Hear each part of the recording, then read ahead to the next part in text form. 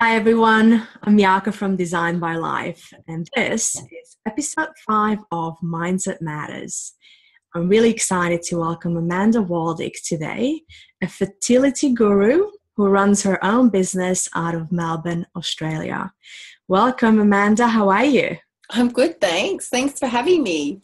My pleasure. I know we're up for a juicy conversation all about mindset and business building. I can't wait. Me too. I'm excited. So, could you please tell us a bit about yourself, your business, what you do, and maybe something that not many people know about you? Okay, so basically I'm a doctor of Chinese medicine and I specialize in women's health, pregnancy, babies. I kind of love that whole spectrum of supporting women. As I said, I do love babies and bellies. I've been running my business for almost 10 years now. And a little bit about me. Well, it's kind of like what you see is what you get. I'm real, I'm honest. So for me, I think the biggest thing was when my daughter fell ill. So she almost passed away, and I was pregnant with my son, and so then he came sort of 6 weeks early, and I had 2 businesses. So I've got my acupuncture studio, and I was also running my yoga studio, and I had that space which was across the hallway. So for me, it was really about combining acupuncture with mind-body techniques to really kind of support women in that whole spectrum of mind, body, and spirit.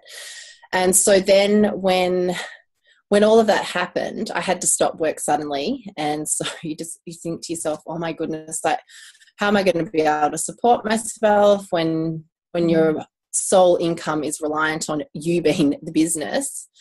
And so I decided that I want to expand the business because by bringing in a partner, it'll give me an opportunity to sort of free up some time for me a little bit more to be able to work on the business. And it's also too, like, working on your own, I think you kind of, after a while, it's like you need inspiration and you like to be in that team environment.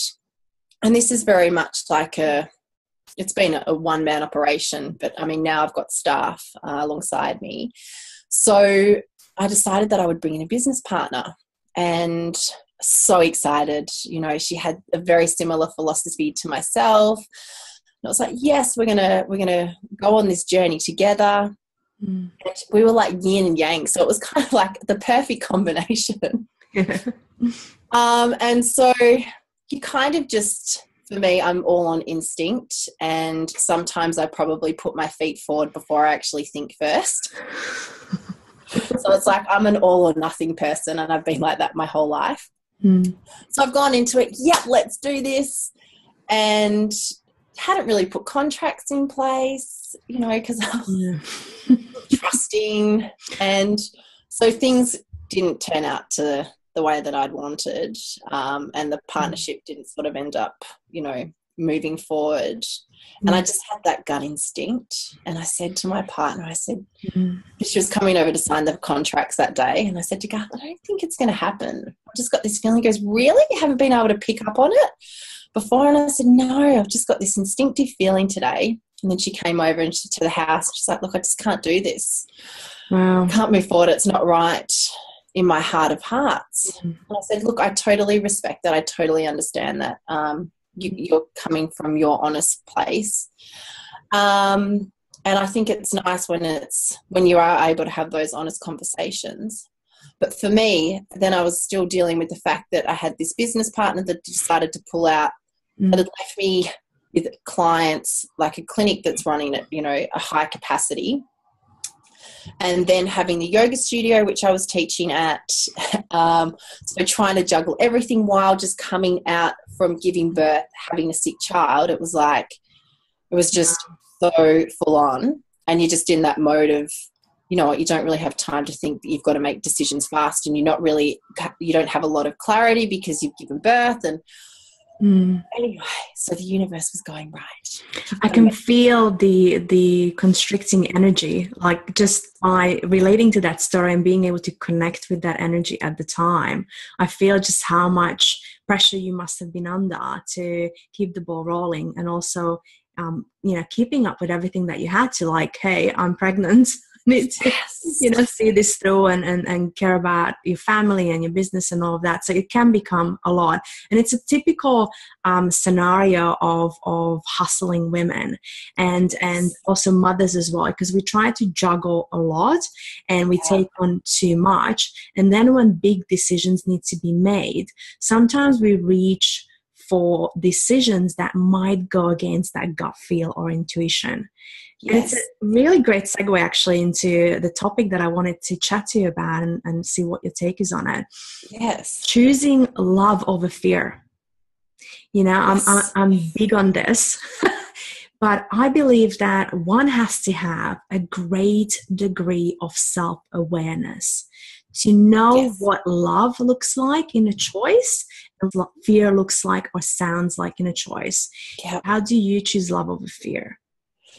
I think that's been a very big, long life lesson for me, is really being able to learn, trust my own intuition and sort of put it's having that awareness of knowing when that fear begins to creep in. And I think if I'm not 100% mentally and emotionally, then I notice that kind of fear begins to creep on in. It's sort of like when I'm feeling vulnerable, those thoughts of, that self-doubt, as I call it, the negative critic, that sort of begins to come in. And then you just think to yourself, like, oh, that's that thought coming back in. I'm aware of that. And sort of then that's sometimes associated with me with a physical sensation in the body as well. It's like it might be a nervousness, it might be sort of a feeling of anxiety through my heart space. But having a regular meditation practice now has most definitely really grounded me and given me more clarity to be able to work more efficiently and to really come from that space of love. You have quite successfully pivoted your business right then and there, and you were able to recognize what's not serving you anymore, what's not aligned with what you truly want. How would you reevaluate and how would you go back and align yourself? Do you have any tips or tricks or tools? Yeah, I think like having a coach, having a business coach, having a life coach, being able to, talk through your ideas, talk through your doubts, your fears. I think it's always great to be able to, even if you have a mentor, because they can definitely point you in the right direction. And sometimes too, what I find works really well is doing just like a heart space meditation, connecting into my heart, asking what it is, and then sitting down and journaling about that, because instinctively the answers always lie within, and sometimes we might reach for external advice and they can't always give us the answers that we want, but we know inside what it is that needs to be done, but sometimes we don't listen. Yeah. Do you think that you require to make space for that quietness? I think a lot of people that I come across think that there's like a magic pill or there's a secret formula or something to follow that will get you out of that funk or suddenly bring you that magic answer that you need. But from my personal experience, I found that the answer that I'm seeking that comes from within through my intuition in alignment with my own values always comes from being quiet and still. What works for you? Oh, I'm with you. It is. It's when you have that quiet time. I was actually reading something on Facebook this morning and it was like 90% of decisions get made in the shower. Wow, so true. And the best ideas come from the shower as well, I find. They do, don't they? So I'm with you. For me, it's about having the quiet time, the downtime. I think for all of us today, particularly for people that are running their own businesses, is that you go from the time you wake till the time you get to sleep, and it's really about setting time aside for yourself to have that downtime. For me, it's a regular yoga practice and it's my regular meditation. Without that, I feel like I'm, mentally, it keeps me really grounded. Yeah, that's a great advice. I actually personally schedule this into my diary. So I feel like sometimes I get so caught up in the doing that time just evaporates. Next thing I look at my watch and it's midnight. So I think having a reminder or a way to schedule something or journal it in to create that space so and you're reminded of it is quite key in keeping that momentum going. And Isn't it? yeah, I think it's important. You need to schedule me time instead of just serving someone else all the time. When is it your turn, Yes. right? My next question was going to be what you think about people that come across their business building journey, and let's say they just started, they're aspiring to kick off and jump into that big, bold, beautiful idea. And as they build and as they learn, they come across something that makes them believe that they're not good enough or makes them believe that it's just not for them. I find that people oftentimes abandon the idea and just move on and say, oh, well, it wasn't for me. Do you Yes. feel that if there is passion and if there is ideas and there's drive, that these little episodes, I call them, could just be resistance blocks? Yes, I agree totally with you. It's like when you're about to jump over that hurdle, that's when you have the biggest transformation. It's always at those times, isn't it? And it's like we can relate to events that have happened throughout our life as well. It's like as where that doubt creeps in, the fear creeps in, and then you're like, do I make this decision? Is it going to be the right decision? And then when you go, actually, you know what, I'm going to trust my judgment on this one. And then you continue to move forward. You go, that was the best decision I've ever made. I'm glad I decided to keep pursuing that because it's a feeling, isn't it? It's the feeling that kind of gives you that beautiful drive. Yeah, absolutely. And I believe, knowing myself, running a business and building it without giving up, I have experienced this journey as the biggest personal development chapter in my entire life. What's your take on that? Did you feel the same way in your business, or am I alone here? No, I have felt exactly the same. And even though I feel like it's taken me a good 10 years really to kind of to get to a place now where it's running really well. And so there's always, and there's even times when it's for me now, it's learning to go, it's okay if you're not as busy as you were last week, because that's time for you to have some downtime to be able to work on some things that you normally haven't had a chance to do. And so, yes, this running your business, I think, definitely challenges you on every spectrum in your own life, your own self-beliefs, as well as your business life as well. I think I was born with a very strong constitution that has just that has allowed me to keep going. I came from, when we spoke, I said that how I got into Chinese medicine was that I'd had an addiction when I was younger, and it was that turning point for me in my life that made me go, you know what, this is what I want to do. Like, I'd always wanted to help heal people, but that was my turning point for me. And so I've always just had that drive to just keep going. And, wanting to start my own business was a passion right from the beginning. So I was like, I'm going to make this work, and I'm going to do whatever it takes to make it work. And I'm not going to fail because there's no, And then when I had to close down the yoga studio, for me, it was like, well, I invested a lot of money into that, and then having to actually say goodbye to that dream and just to accept that, you know what, I gave it a shot and it did fail. And okay, what lessons can I learn from that? And it was an expensive lesson to learn. That kind of brings you back to your old fears again of, have I failed here? What are people going to think of me? Self-judgment. And mum and dad have run businesses their whole life, and dad said to me, because mum's passed, dad was like, look, don't worry, we've had some businesses that have gone belly up. You've given it a go, and you know what decisions to make from here that are going to be the right decisions for you. So, yeah, it was interesting, that whole, because they're coming back to that failure of, but it's all good now. It's just a lesson, a big lesson.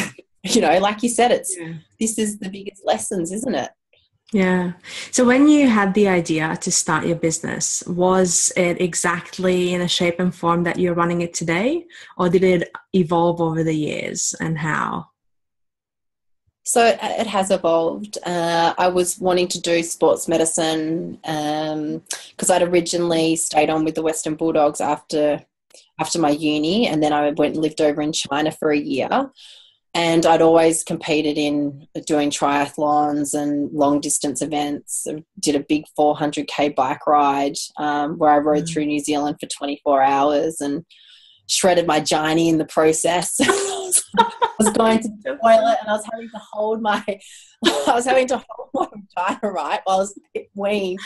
I called up Garth, I was like, I can't do this. And he goes, Amanda, you have to finish this ride. Like, you have trained for this your whole life.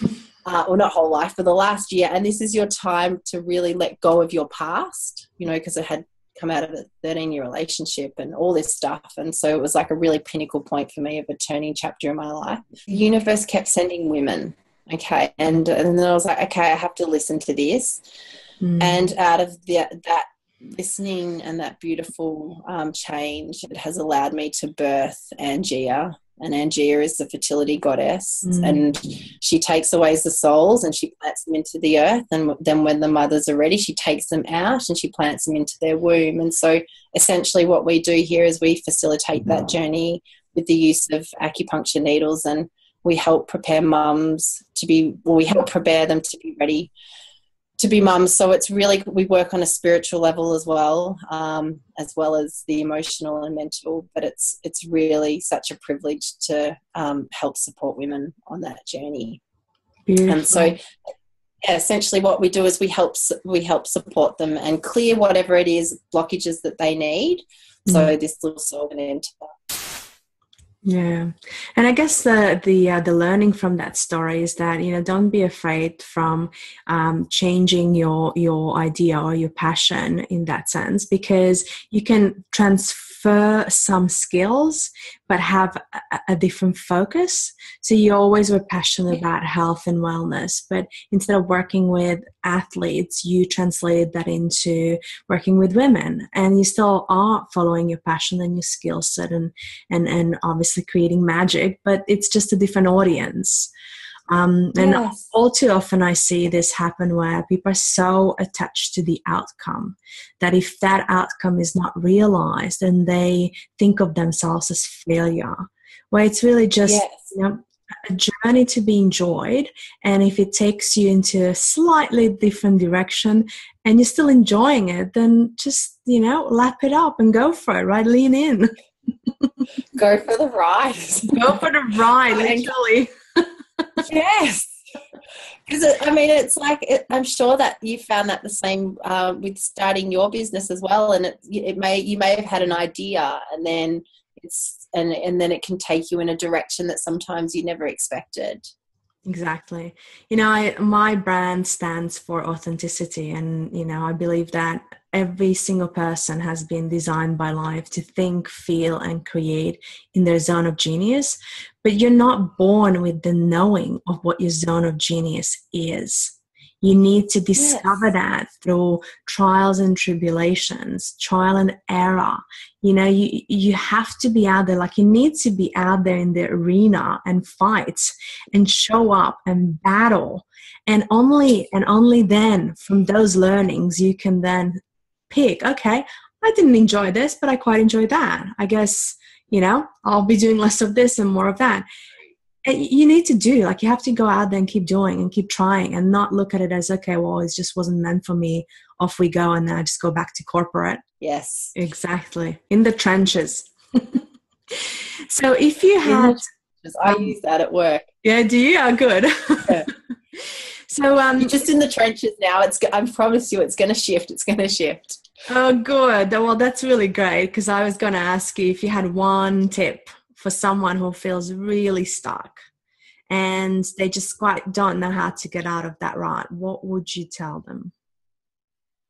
That it's like energy. Energy always changes. Nothing ever remains the same. But I think sometimes when you're in that rut is that it's sometimes hard to really see the light and to know that things are going to shift and change. And just knowing that if you're doing the right steps towards trying to make those changes, that it will shift. And just to kind of come back to that place of trust and know that it really will. And even though at the time you might not think it, you're thinking, shit, this is just so hard. That, yes, it's going to change. Right. Bullshit. So is there anything that you're working on right now, something that you're really excited about that you would like to share with us? Yes, I am. I've been working on this digital book on how to get your body baby ready.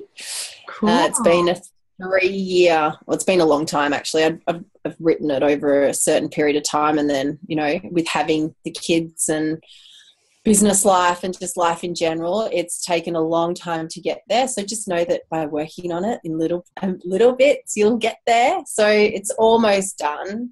So just excited to really kind of be launching that shortly. Beautiful. And on that note, where can people connect with you? People can find me on Instagram under Angea Acupuncture and Yoga, Facebook, and then our website, www.angea.com.au, angea.com.au. Beautiful. And I will definitely share all of these links and information about you and your beautiful clinic. Thank you so much for your presence and your beautiful storytelling and sharing all your wisdom that you have acquired over 10 years now in business. Yeah, 10 plus years. I'm very, very grateful. Very grateful for your wisdom. Thank you so much, Amanda. Thanks for having me. It's been an honor. Thank you. Such a pleasure. Well, have a great day, and until next time. Bye. Thanks, Jarka. Bye. Thanks.